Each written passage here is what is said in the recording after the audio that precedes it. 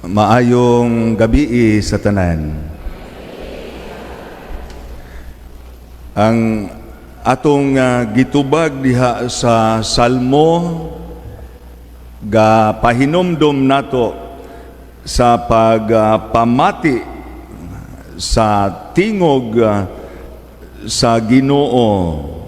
Niingon siya, "Ako ang Ginoo nga imong Dios, pamatia ang akong tingog."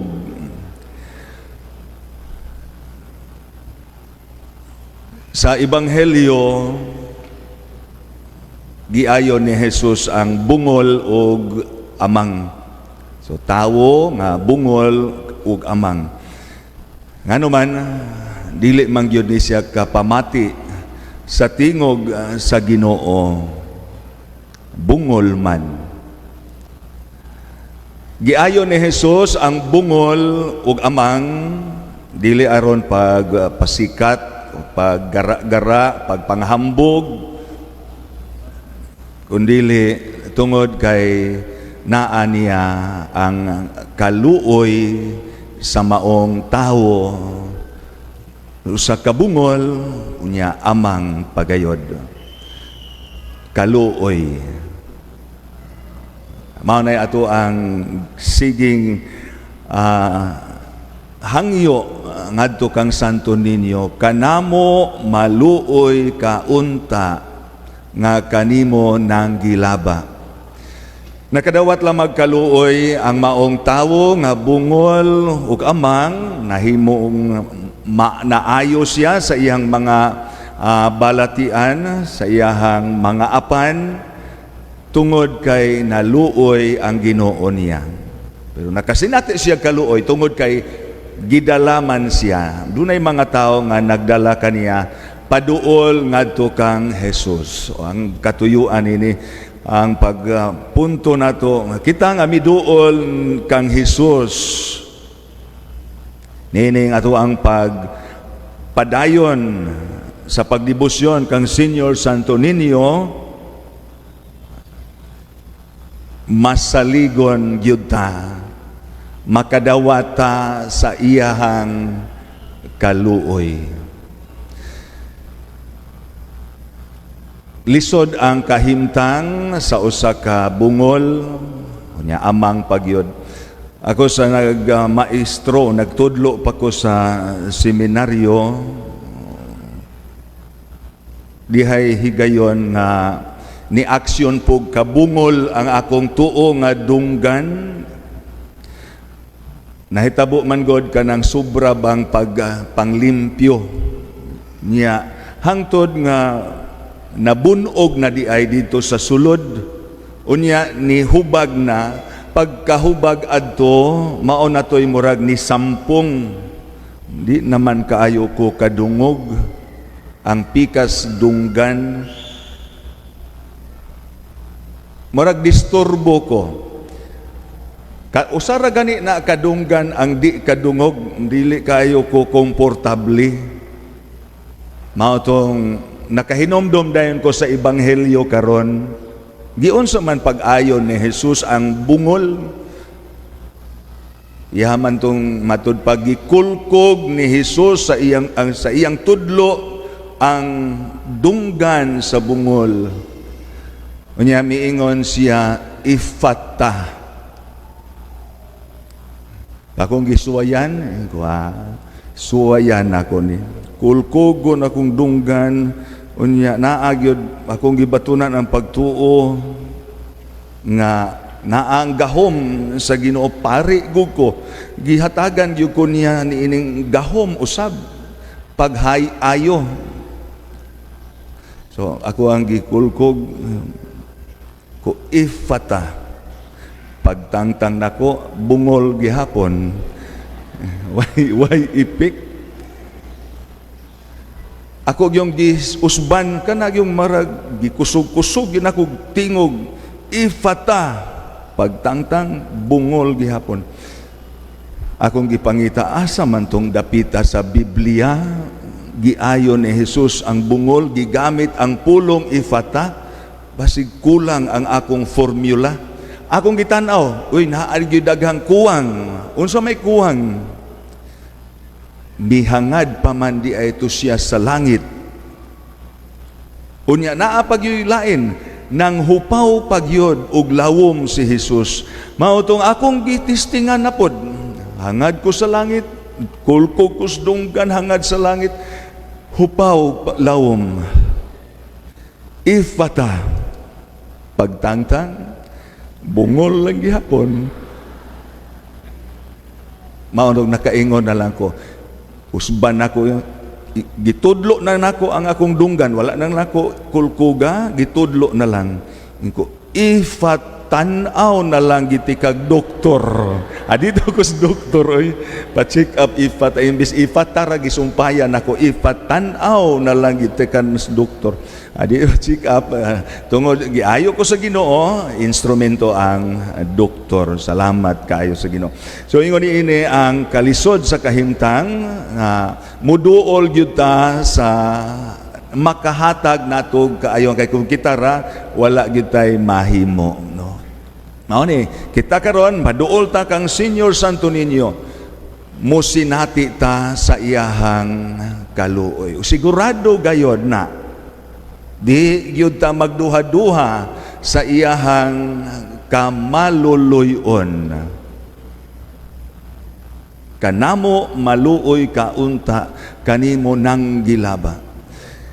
Ang ebanghelyo kanamo ifata maabli ka, so si kanang maong tawo naabli na ang iyang dunggan, makadungog na siya sa pulong sa Dios nga maoy gitubag nato sa salmo. Pamatia ang ako ang imong Dios, pamatia ang akong pulong. Namati sa pulong, unsang may epekto sa pulong sa Dios? Ang pulong sa Dios natural, maayong balita. Maayong balita magdala gyud nagkalipay sa makadungog. Kaayo sa Ginoo. Maayo tingali tag pangdungog apan sa espirituhanon nga paagi kanunay batang namati sa maayong balita. Kanunay ba natong gisinati ang kaayo sa Ginoo diha sa atong kinabuhi? Pagkadaghan sa mga maayo nga gibuhat sa Ginoo ngari kanato. Kanusa man ta mamati sa Ginoo? Kay karon bayang tuig para pagsaulog as a listening church, panganda maning journeying together as church fully alive. Niini gayong unang tuig kay siya man ikatuig hangtod sa 2034 gigahing gini listening church, simbahan nga magpaminaway. Pero dili kita makahimo ana, dili una gyud maminaw gyud ta sa Ginoo. Og lagi ang pulong mensahe sa Ginoo kanunay gyud nang maayong balita, maghatod gyud na nato og kalipay. Unsa may maayong balita? Unsa may mga kaayo? Una sa tanan, pagka kita unsa kadaghan sa mga maayo nga gihimo sa Ginoo. Ano sa man ta makaminaw sa pulong sa Dios diha sa pag-ampo. Pag-ampo. Karagabantay mo ang pag-ampo baya usa ni kabahin sa pag-abli usab sa atong kaugalingon. Kung diha sa ebanghelyo giingnan niya ang buta, ang bungol o ang amang maabli ka, naabli ang dunggan, naabli ang baba, ang dunggan nakadungog na sa maayong balita sa kaluwasan, sa kaayo sa Ginoo, ang ihang baba naabli na aron pagdayig, pagpasalamat sa Ginoo. So maapon ni unta kita kaabli sa pagkasinati, pagkakita, pagkadungog sa daghang maayo nga gihimo sa Ginoo nga ri kanato diha sa pag-ampo. Kung nakabantay mo, ang pari inig-ingon niya, magampo kita, unsa may himo sa pari, muabli siya sa iyahang mga kamot. Magampo kita. So diha sa pag-ampo naa ang pagkaabli. Unya diha sa pagkaabli, makaamgo ta kadaghan ug pagkalapad sa gugma sa Ginoo. Pagkadako sa gugma sa Ginoo kanato.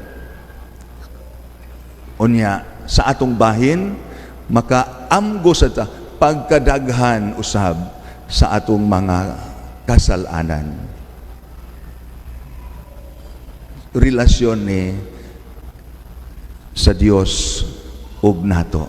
Pagkadako sa gugma sa Dios, pagkadaghang maayo nga gihimo sa Ginoo nga ri kanato, pero kita pagkadaghan usab sa ato ang mga kasalanan.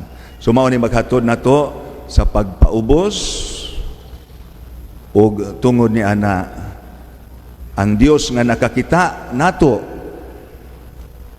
miduol taniya dili gayod na mapakyas naa gayod ang iyahang kaluoy.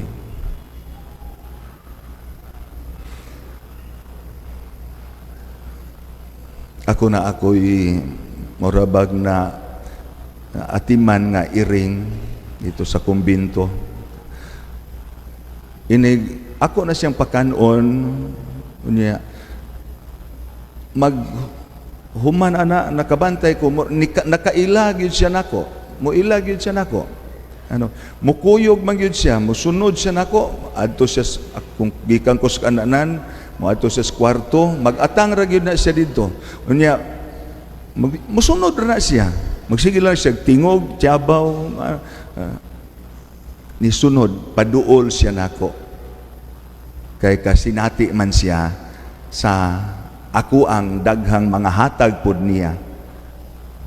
Unya ako nga gisunod niya gapaduol siya nako. Mubati gani kog kaluoy sa maong iring. Unsa pa ka ang Ginoo? Nakasinati ta sa iyang kaayo nya padayon tang nagpaduol kaniya.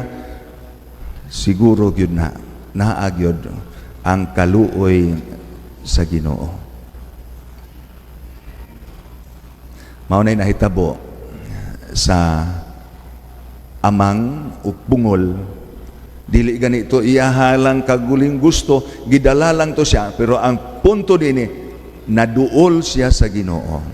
Gani gihikap pagayod siya sa Ginoo. Hikap ang iyang dunggan, gihikap ang iyang baba, ang iyang dila. Giingnan maabli ka. Kasinati og kaayuhan nakadawat sa kaluoy sa Ginoo. Mao na kita sa ato ang pagwarawara kanamo maluoy kaunta naa ang pangindahay, pero ato ang gilitok unta, pero diha sa atong kasing-kasing ato nang i-claim ang kunon naa ang iyahang kaluoy. Ang imahen, pagpaso nako, nagtanaw ko sa atong Ginoong Hesukristo, abli. Siya maoy abli kaayo para nato. Giawhag po ta, mahimo tang abli. Mudawat, maminaw, mo sinati sa iyahang kaayo diha sa pagkamaampuon. Padayon, dibusyon kang Senior Santo Niño.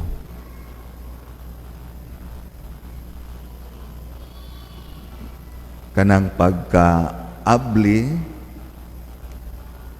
alang kanato nga muduol bisan unsa pata makasasala kaayo ta, bisag kinsa pata diha sa atong katilingban naa siya. Pasabot na nga dili gyud taniya isalikway. Kanang dili pagsalikway padayag na sa iyang kamaluluyon sa matag usa kanato.